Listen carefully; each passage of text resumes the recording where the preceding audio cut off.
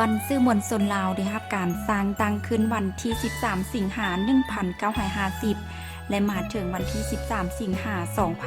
2019 นี้ครบรอบ 69 ปีสื่อมวลชนมีบทบาทในหน้าที่สำคัญที่สุดในการรับเสิร์ฟภารกิจปกปักรักษาและสร้างสรรค์พัฒนาประเทศชาติตามแนวทางของพรรคตามแผนพัฒนาเศรษฐกิจสังคมแห่งชาติเป็นอาวุธที่แหลมคมของพรรครัฐบาลในทุกยุคทุกสมัยรับเสริมสังคมเป็นพื้นฐานความยืนยงและเป็นกำลังกระตุ้นสุขหนูให้ทั่วสังคมขยายตัว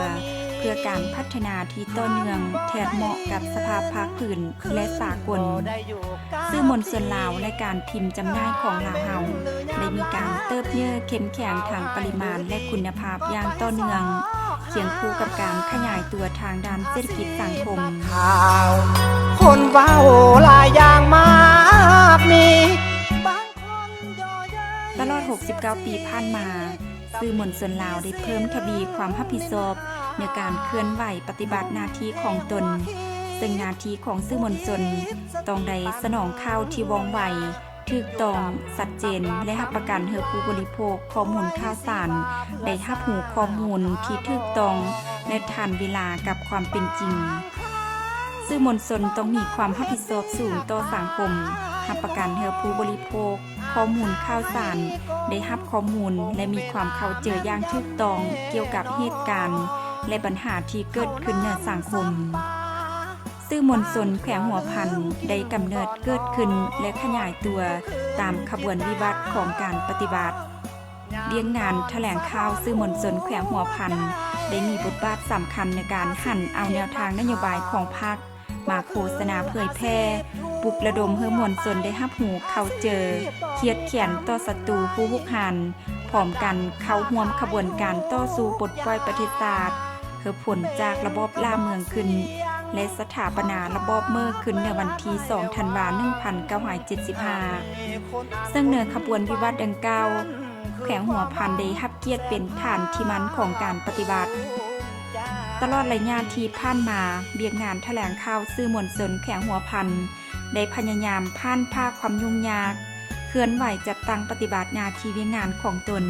และมีผลสำเร็จหลายด้านมาถึง6 เดือนต้นปี 2019 ทั่วแขวงหัวพันมีสถานีวิทยุกระจายเสียงระบบ FM 10 แห่งมีระบบโทรโข่งขนาดน้อยและขนาดกลางอยู่บรรดาเทศบาลเมืองบ้านที่มีเงินไขหาหอยสุดเนื่องนี้ระบบโทรโข่งบ่มีสายทั้งหมด54จุดติดตั้ง79สุดรับสัญญาณหาหอย51ลวารับและจำหน่ายหนังสือพิมพ์ศูนย์กลางใด 2,906 ฉบับต่อปีเขียนข่าวส่งข่าวใด 1,597 บทมีกองถ่ายทำ15 หน่วยและผลิตรายการโทรภาพออนไลน์ออกสู่สังคมจำนวนหนึ่งอาชีพนักข่าวบรรดาพาหน้าสื่อมวลชนดังกล่าวได้เฮ็ดหน้าที่นำเอาทุกแนวทางแผนนโยบายของพรรคมติคำสั่งข้อกำหนดระเบียบกฎหมายแผนพัฒนาเศรษฐกิจสังคมของรัฐสาระนาหูและสาระบันเทิงต่างๆวัฒนธรรมแบบแผนวิถีชีวิตเมื่อเผยแพร่ออกสู่สังคมได้รับรู้อย่างกว้างขวางทั่วถึงตามทิศที่ว่าตาได้เห็นอันงามหูได้ฟังอันม่วนดังนั้นภาคส่วนที่เกี่ยวข้องต้องเคลื่อนไหวจัดตั้งปฏิบัติเวียงงานให้สำเร็จผลตามการมอบหมายพร้อมกันสู้สนยกสูงทางด้านปริมาณและคุณภาพของเวียงงานสื่อมวลชนและการพิมพ์จำหน่ายให้ดีขึ้นอย่างบ่หยุดยั้งอาชีพนักข่าวสาวๆบ่เคยสน